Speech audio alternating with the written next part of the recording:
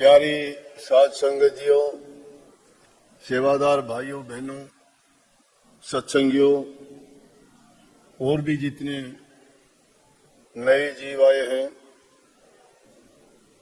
सत्संग का कार्यक्रम कल का सारा दिन का है, परंतु आज का सत्संग विशेष रूप से सेवादारों के लिए दिया जाता है।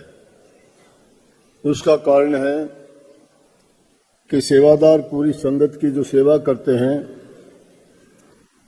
तो सेवा कार्य में व्यस्त होने के कारण इनको कल का सत्संग पूरी तरह से तो नहीं सुना जा सकता। थोड़ा बहुत इनको अवसर मिलता है तो ही सुन पाते हैं। तो इनके दोनों काम पूर्ण करने के लिए कि इनके सेवा के काम में भी कोई बाधा ना पड़े और उनको इस चीज का भी मलाल ना रहे कि हम सत्संग वचन नहीं सुन पाए, तो विशेष रूप से ये आज का सत्संग कार्यक्रम इनके लिए है, लेकिन लाभ तो सभी को होता है। जितने भी आप आए हो, आपको उसका डबल फायदा होगा, क्योंकि आज का भी आपको सुनने का अवसर मिलेगा और कल का तो सभी के लिए होगा ही। मुख्य बात सत्संग की सेवा है। सेवा जो इंसान करता है और वो भी सेवा का भाव से करता है, उसको जो लाभ मिलता है वैसा लाभ उसको नाम भजन में भी नहीं मिलता होगा। कारण है उसका कि नाम भजन करते वक्त हमारा ध्यान दूसरी चीजों की ओर चला जाता होगा, मन में ख्याल भी बदल जाते होंगे। लेकिन जब सेवा करते हैं तो सेवा करते वक्त दूसरा ख्याल नहीं, या तो हमारा ख्याल सेवा करने में ही होता है और मन में अगर दूसरा विचार कोई आता भी है तो यही आता होगा कि सत्संग कितने बजे होगा, हम सुन पाएंगे नहीं सुन पाएंगे, या उस दौरान में दूसरा कोई ख्याल आएगा ही नहीं। तवज्जो आपकी विशेष रूप से सेवा में होगी, लेकिन मन में लगन आपके दर्शन के प्रति और सत्संग के प्रति रहेगी। इसलिए आप जो सेवा काम करते हो वो निष्काम भाव से सेवा करते हैं। उस सेवा के बदले में आप कुछ भी नहीं चाहते हो। सेवा के बदले में कोई कुछ ना कुछ चाहता है। अगर वो सेवा मन में कोई मनोरथ लेके, कोई उद्देश्य लेके भी करता है तो उसका उद्देश्य भी पूरा होता है, ये बात नहीं है। परंतु क्योंकि अध्यात्म का मार्ग, सत्य मार्ग पर चलने वाले अभ्यासियों को ये बात बताई जाती है कि अगर हम किसी मनोरथ या उद्देश्य को लेके सेवा करते हैं तो उसका हमें पूर्ण लाभ नहीं मिलेगा, सिर्फ उस उद्देश्य की पूर्ति होगी। भक्ति करते वक्त भी हम नहीं चाहते कि हमें मुक्ति मिले। बड़े जोर शोर से इस बात पर जोर दिया जाता है कि नाम लो, गुरु के पास जाओ, सत्संग सुनो, ध्यान करो, अभ्यास करो, आपकी मुक्ति हो जाएगी। लेकिन उस मुक्ति से पहले संसार की बहुत सी चीजें जो हमें घेरे रखती हैं, पिछले जन्मों की तो हमें कोई याद नहीं, परंतु इस जीवन की तो हमें याद है। इस जीवन की तो हमें याद है। इसलिए हम जब अपना ध्यान सेवा में लगाते हैं तो हमें ये नहीं चाहिए, मुक्ति का ख्याल जब करेंगे जब उन चीजों से हमारा पीछा छूटेगा। हमने बेलाग की चीजें ऐसी लाग लगाई हैं जो बाद में छुटाने से भी नहीं छूटती। कई बार देखते हैं आदमी किसी दुर्व्यसन में पड़ जाता है, कई लोग शराब के आदी हो जाते हैं, कई लोगों को किसी की निंदा चुगली करने की ही आदत पड़ जाती है, किसी को अकारण ही किसी से झगड़ने की आदत हो जाती है, किसी को ज्यादा बोलने की आदत हो जाती है, अगर उनको कितना भी कहोगे तो भी वो उनकी आदत छूटना बड़ी कठिन बात लगती है। तो ये वो बातें हैं कि सबसे पहले उन बातों को हम छोड़ दें, उनसे पीछा छूट जाए जिनकी ओर हमारा ख्याल नहीं जाए। हम अपने बारे में खुद ही सोचें कि क्या मैं जिस मार्ग पर चला हूं उस मार्ग के योग्य हूं, या यही चीजें बाधाएं बन के उसके रास्ते को रोक लेती हैं। जब इस संसारी चीजों की आदतों को बुरी जो हमें लाग लगा रखी हैं उनको नहीं छोड़ सकते तो मुक्ति का ख्याल भी नहीं करना चाहिए। मुक्ति जीव की हमारे बस नहीं है, वो तो सतगुरु के हवाले जब हो चुके हैं वो उनकी जिम्मेवारी है। हमारी जिम्मेवारी है सतगुरु को समर्पित हो जाना। अपना आपा जो भी है सब अपने गुरु को, अपने इष्ट को समर्पित करो। वो आपके संरक्षक हैं, आपके रखवाले हैं, आपके दातक हैं, आपके हर प्रकार से बाधाओं को दूर करने वाले हैं। जब उनको हमने सर्वस्व मान लिया और अपना सर्वस्व उनको सौंप दिया तो मुक्ति कहीं रह नहीं जाती। परंतु विडंबना यह है कि उन चीजों को तो हम छोड़ ही नहीं पाते हैं। कितने कितने दिन लोग सत्संग में आते हैं, बड़ी बात बनाते हैं, इधर उधर की दो बात सीख भी जाते हैं, लेकिन उनका नतीजा क्या होता है? कोई 10 साल में, कोई 15 साल में, कोई 20 साल में उनको सत्संग भी बुरा लगने लगता है, नाम का तो उनको ख्याल ही नहीं है, गुरु भी बुरा लगता है, संगत भी बुरी लगती है। ऐसे लोग क्या वो सत्संग के काबिल थे?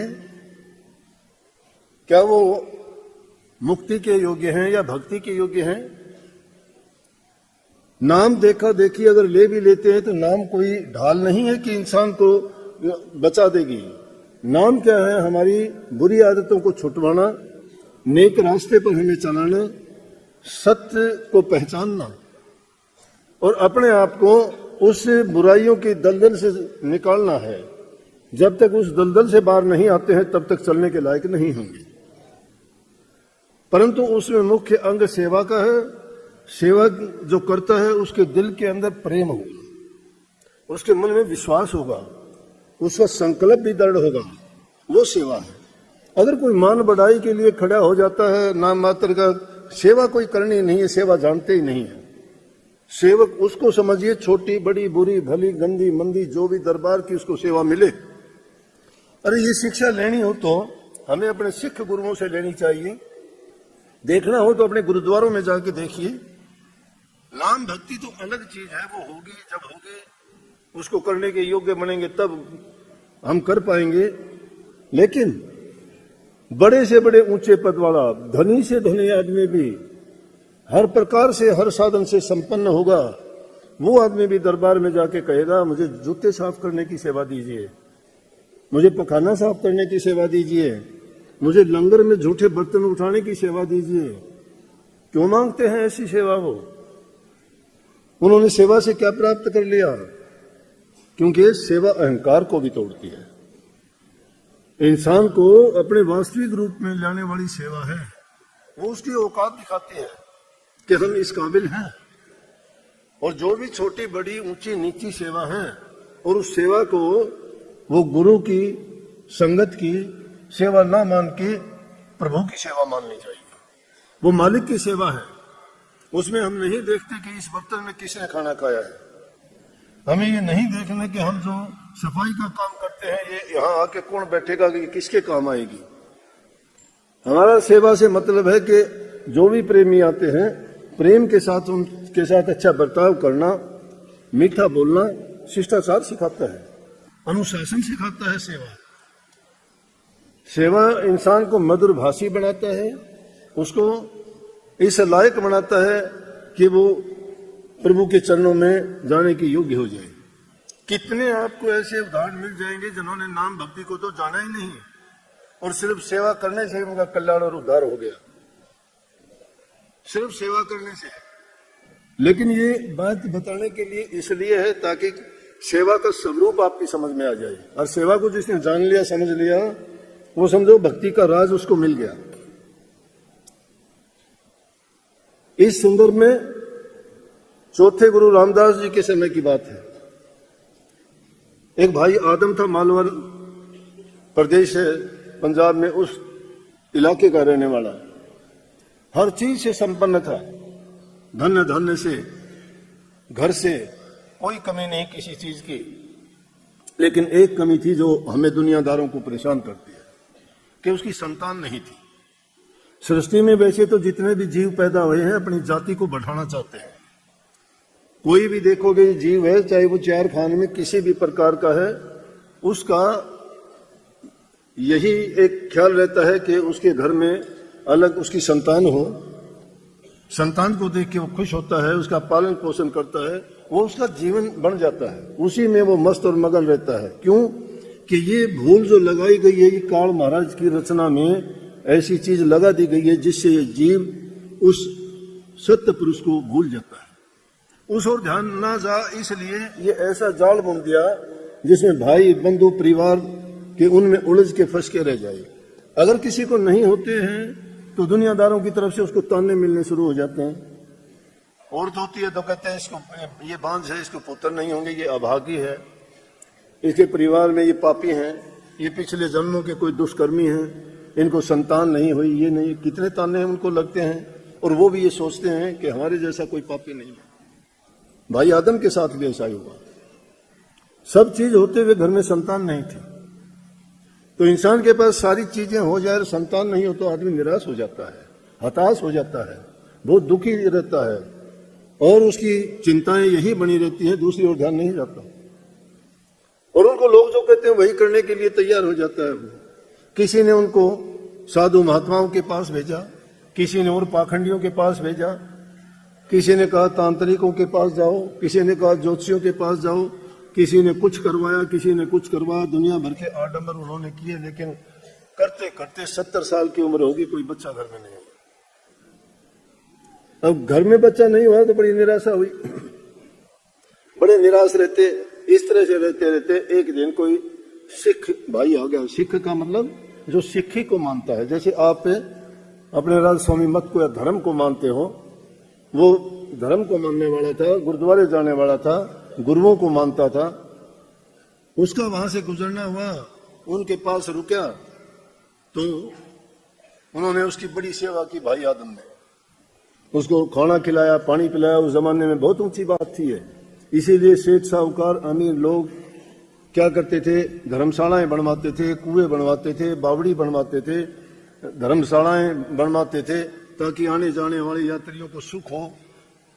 तो उन चीजों को, ये जो काम थे ये परोपकार के थे, परहित के थे, दूसरे को सुख देने के थे।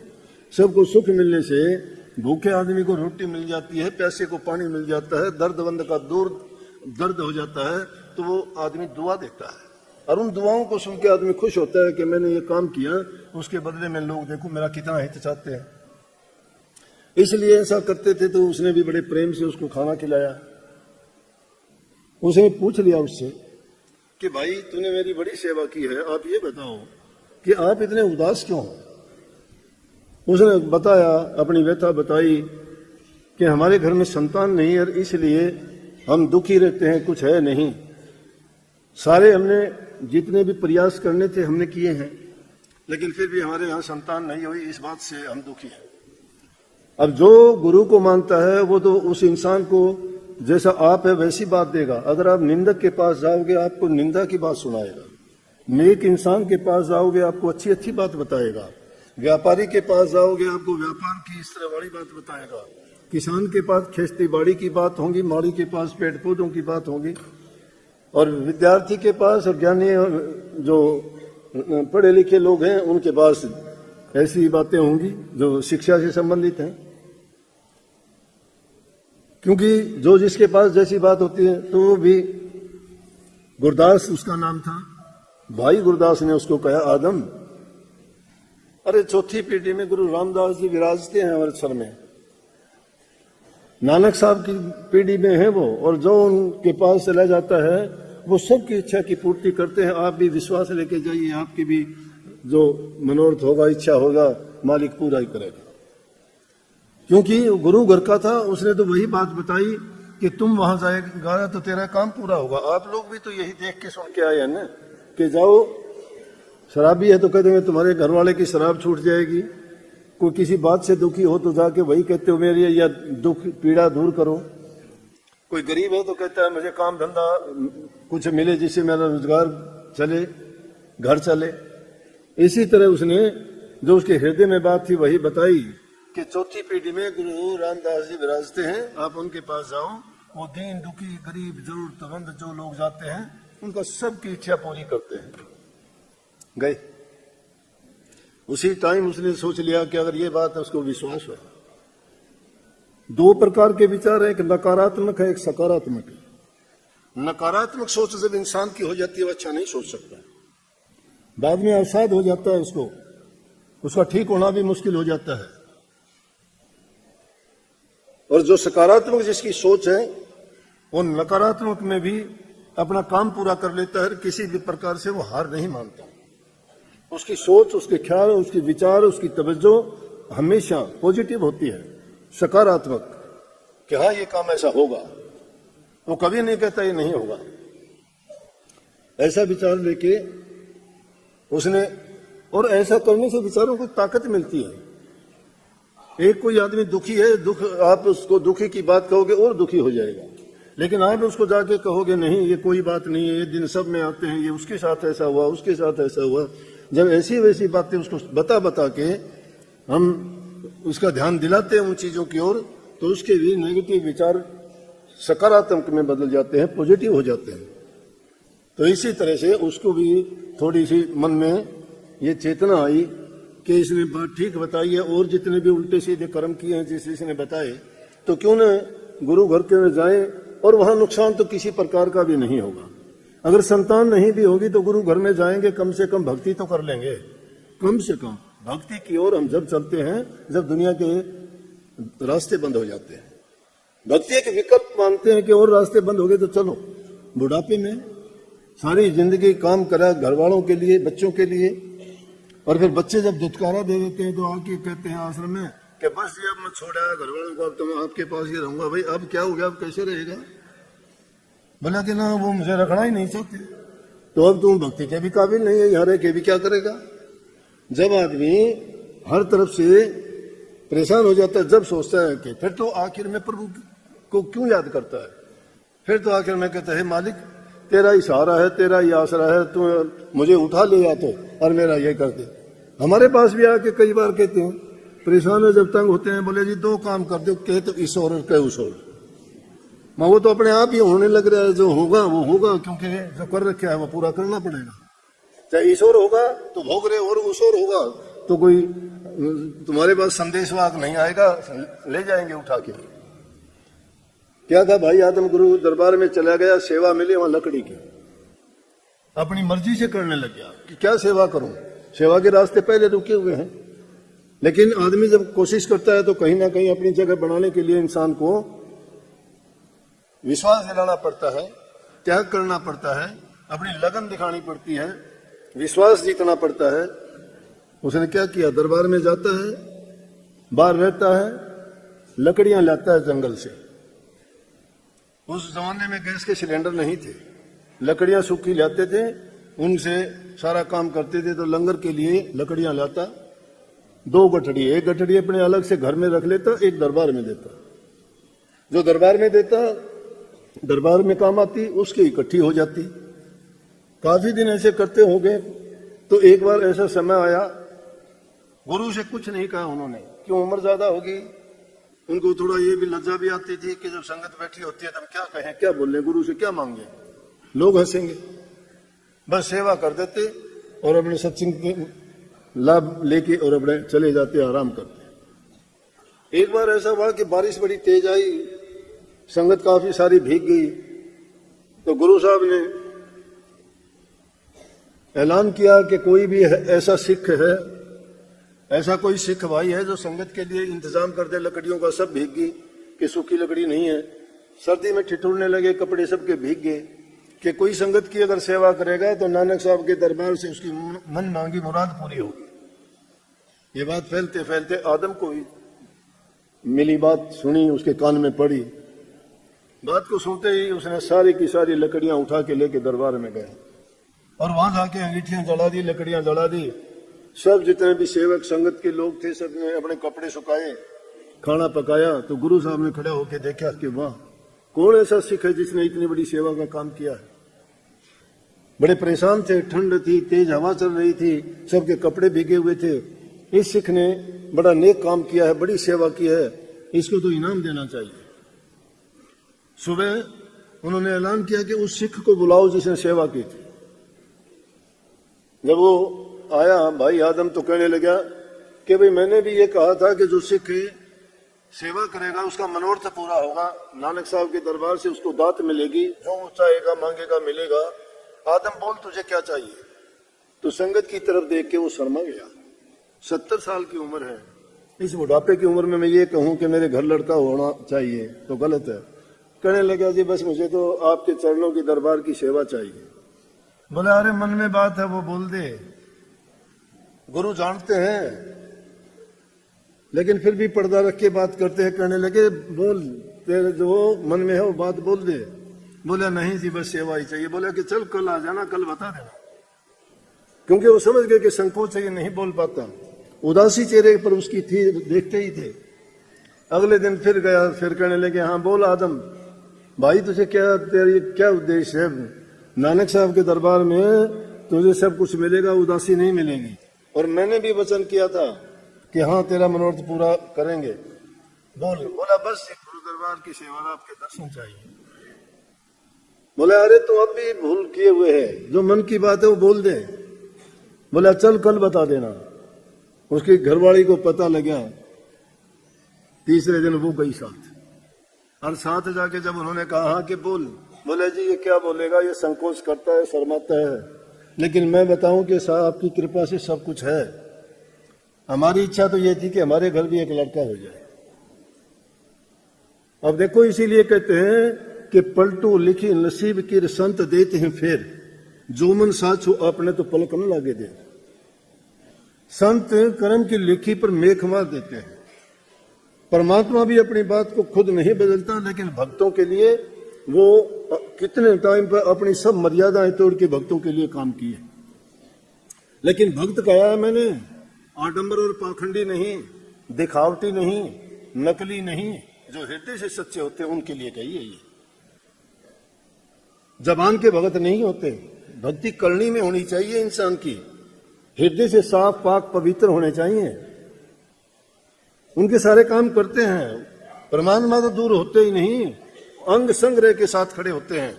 अपने भगत को कभी तकलीफ नहीं पाने देते। किसके नाम लोगे?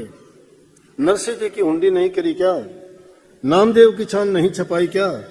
कबीर साहब की जंजीरें तोड़ के बाहर निकाला कि नहीं?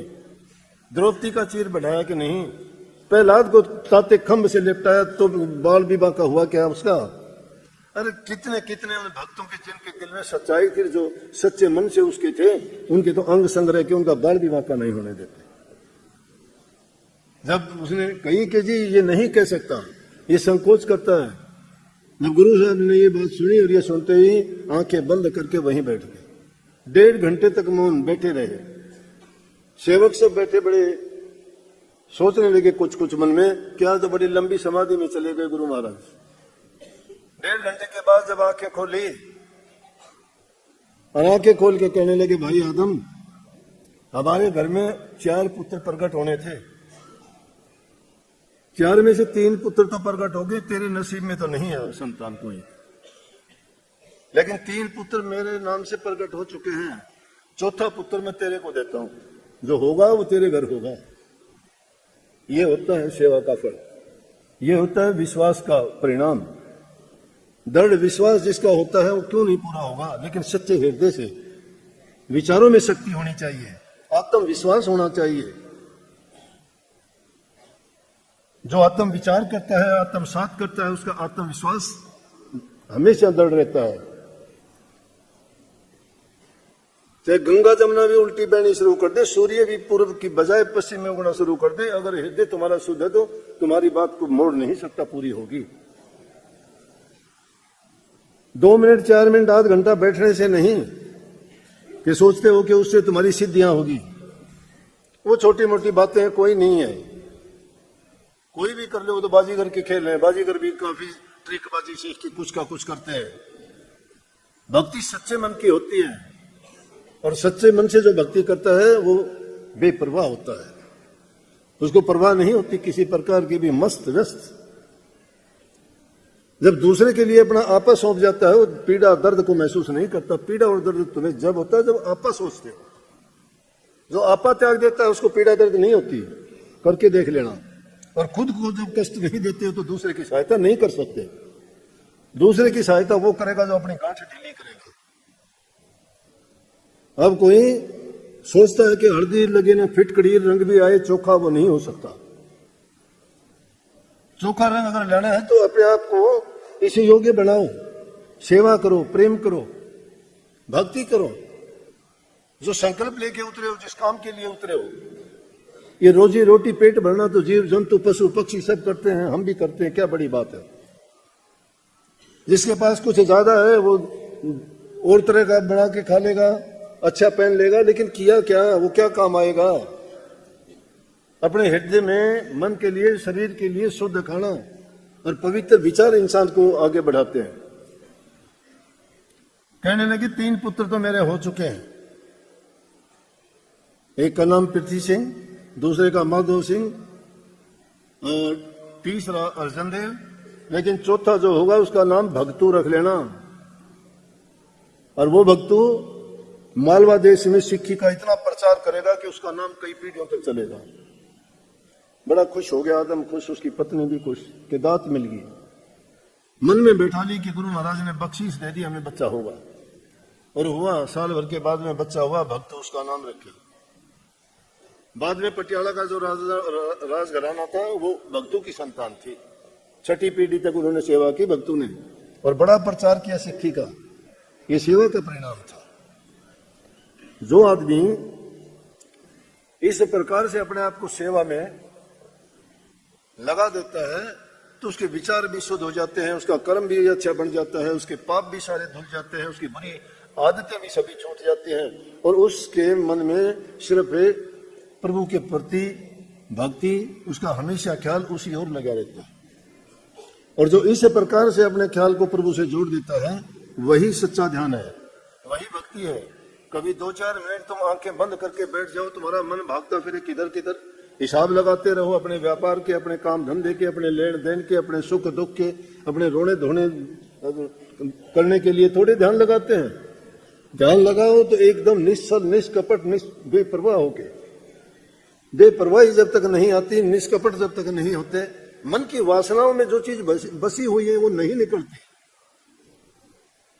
मन में से वो चीजें निकालिए पहले। जब तुम्हारी बुरी वासना निकल जाएंगी, बाहर आ जाएंगी, फिर देखो क्या तब्दीली आती है। मन में शांति आ जाएगी, परवाही नहीं रहेगी, भूख प्यास आलस नहीं रहेगा, आपाधापी इज्जत अभिमान नहीं रहेगा। एक अपने आप को तुच्छ से, साधारण से जीव समझना शुरू कर दोगे। सब कुछ अपना नहीं, मालिक का मानोगे। अपना मैं मेरा नहीं रहेगा, उसका रहेगा, तू तेरा का हो जाएगा। सच्ची भक्ति ये है, सच्चा परमार्थ भी यही है। उस परमार्थ को कमाने से पहले परोपकारी बनना पड़ेगा। उसके लिए तप की जरूरत है, त्याग की जरूरत है, और निस्वार्थ होकर जो काम करोगे। लालसाएं खत्म नहीं होती, वो हमें विचलित करे रहती है। आज ये चाहिए, कल वो चाहिए, ये होगा, ये वो होगा। अरे अपनी नहीं हमारे से ली दी पड़ती, हम तो दूसरों के लिए पता नहीं क्या क्या सोचते रहते हैं। वो चीज छोड़ने नहीं देती। अपने अभी बेंगलोर में आश्रम लिया था पहले, वो जगह बड़ी दूर की थी, भीड़ी सी थी। कुछ कहने लगे जी वो जो इतनी दूर पड़ा, मैंने देखी भी, 2 साल में गया वहां। कोई रिक्शा वाला भी अगर चले गए ना आप वहां, तो वापस आने के लिए आपके पास कोई साधन नहीं है। अपना साधन हो तो बेशक, ऑर्डर टेढ़ा उसको आप जाओ तो ढूंढ भी नहीं पाओगे। कहने लगे जी दूसरी जगह ले ले, हाँ ले लो।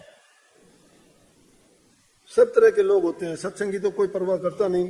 सत्संग में आए हो तो आपने क्या परवाह की है? नेपाल से चल के आए हैं, बॉम्बे से चल के आए हैं, राजस्थान के दूर दराजों से, मध्य प्रदेश से, यूपी से, उत्तराखंड से, क्यों चल चल के आए? परवाह नहीं की।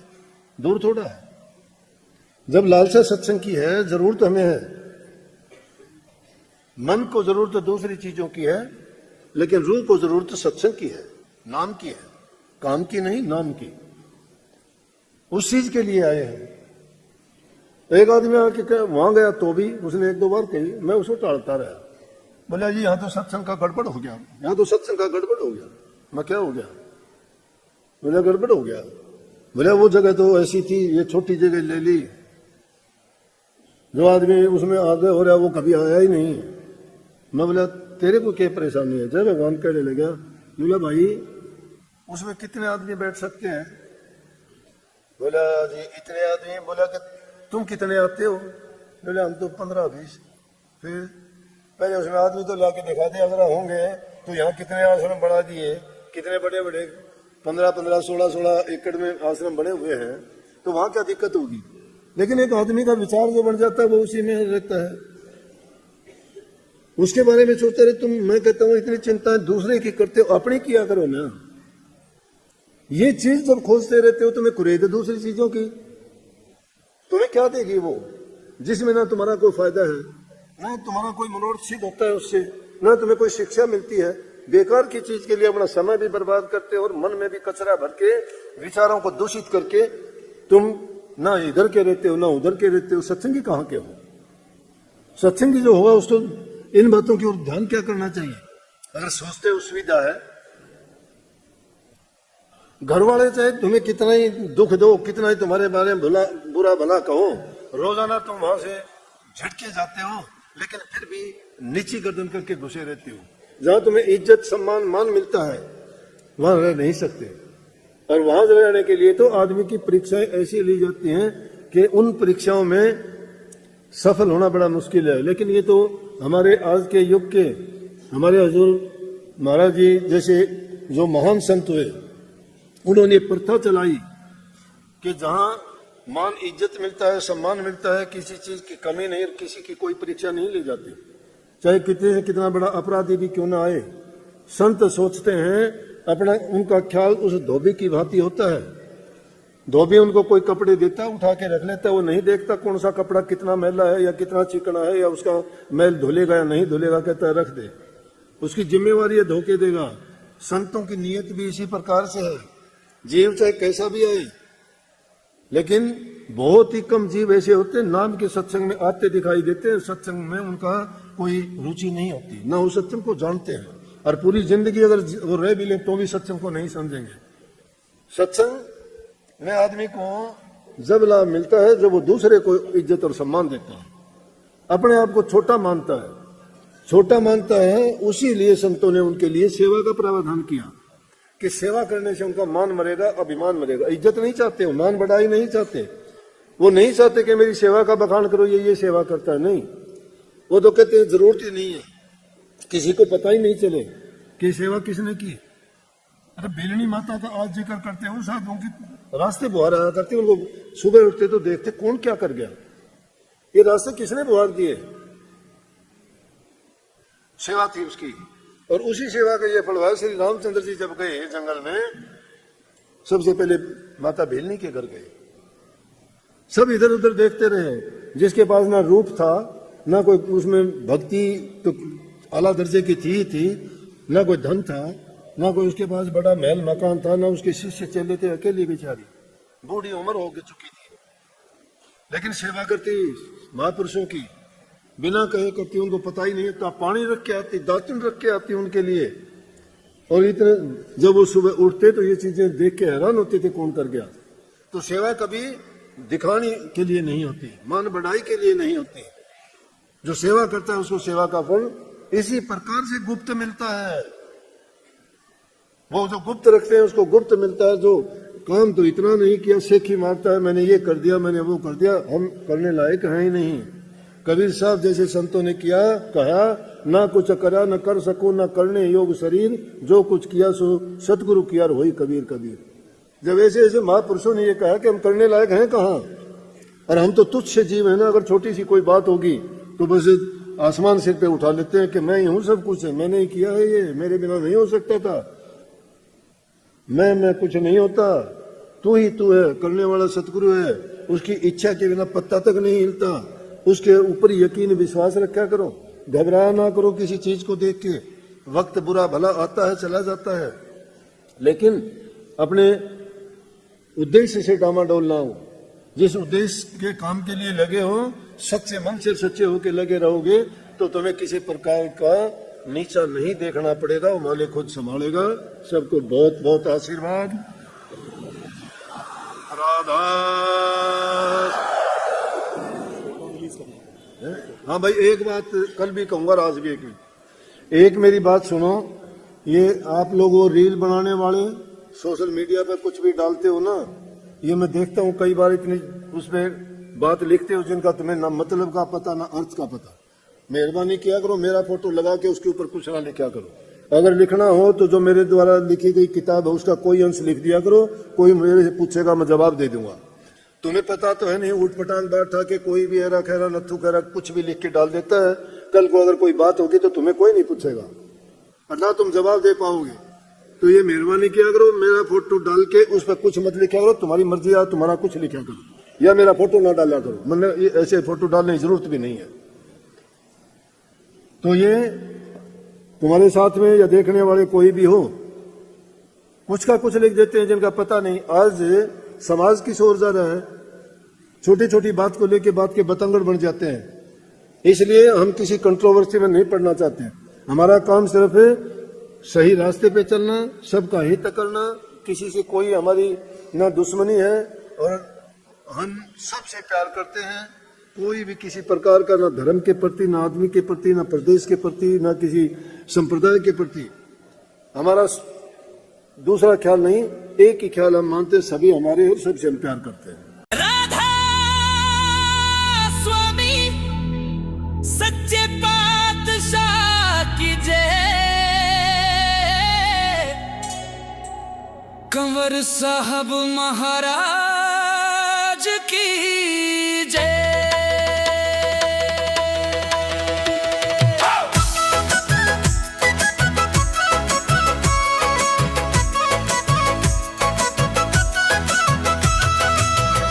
विनोद धाम में बजी है शहनाई, कंवर साहब जी के जन्मदिन की है बधाई।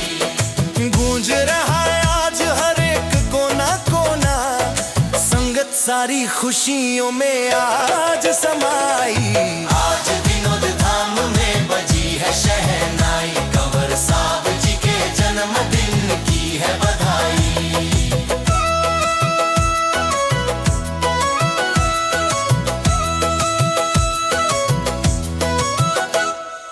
पावन दिन ये जब धरती पे आया, रूहानियत का एक नूर था छाया। पाप और ताप मिटाने को जग के परम संत ने ये अवतार रचाया। दर्शन पाके धन्य हुई है ये लुगाई, कंवर साहब जी के जन्मदिन की है बधाई।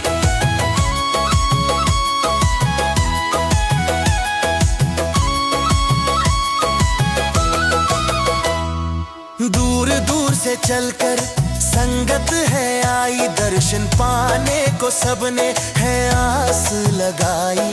चेहरों पे सबके है कैसी चमक, ये सतगुरु ने कैसी ये रौनक बढ़ाई। चारों तरफ बस खुशियां है छाई, कंवर साहब जी के जन्मदिन की है बधाई। राधा स्वामी बोलो, मन के दरवाजे तू खोलो। सूरत और शब्द का मार्ग दिखाया, नाम की दौलत से हमको सजाया। भवसागर से पार लगाने की खातिर कंवर साहब ने ये बेड़ा उठाया। भटकी हुई रूहों को राह दिखाई, कंवर साहब जी के जन्मदिन की है बधाई।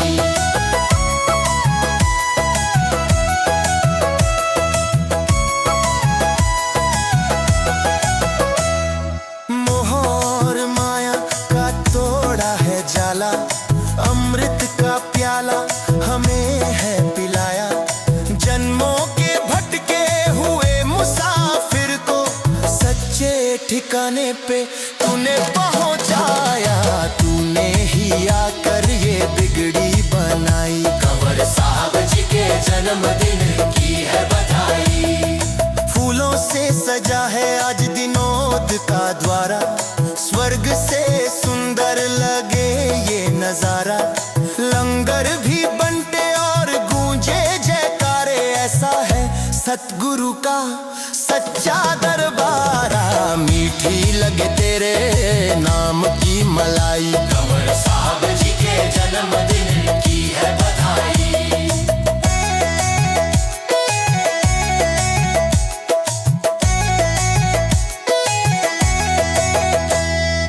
आज दिनोद धाम में बजी है शहनाई, कंवर साहब जी के जन्मदिन की है बधाई।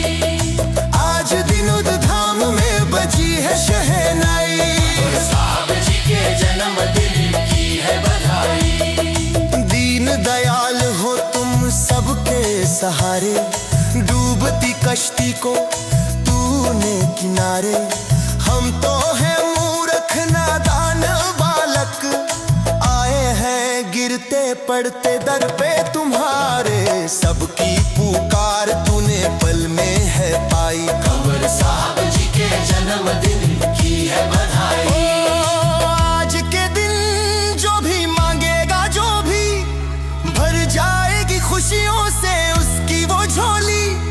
सतगुरु लुटाते हैं रहमत का खजाना, होली से पहले ही आ गई है होली। ऐसी छटा मेरे दाता ने बिखराई, कंवर साहब जी के जन्मदिन की है बधाई।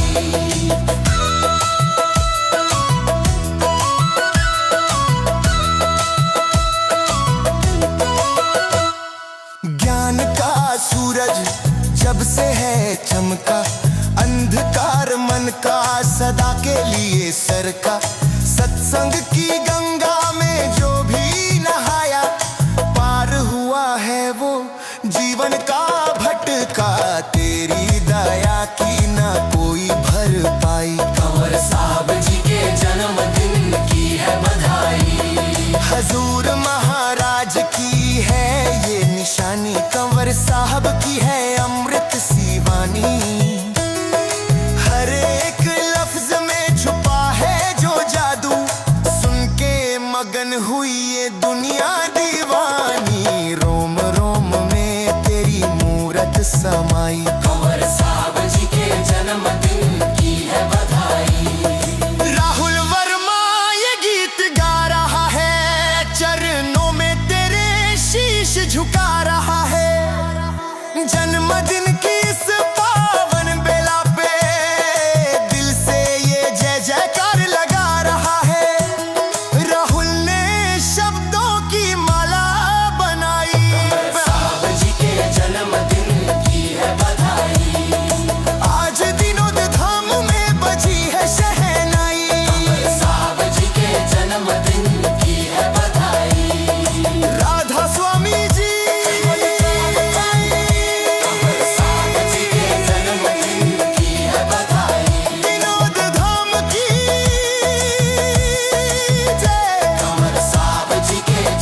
कंवर साहब महाराज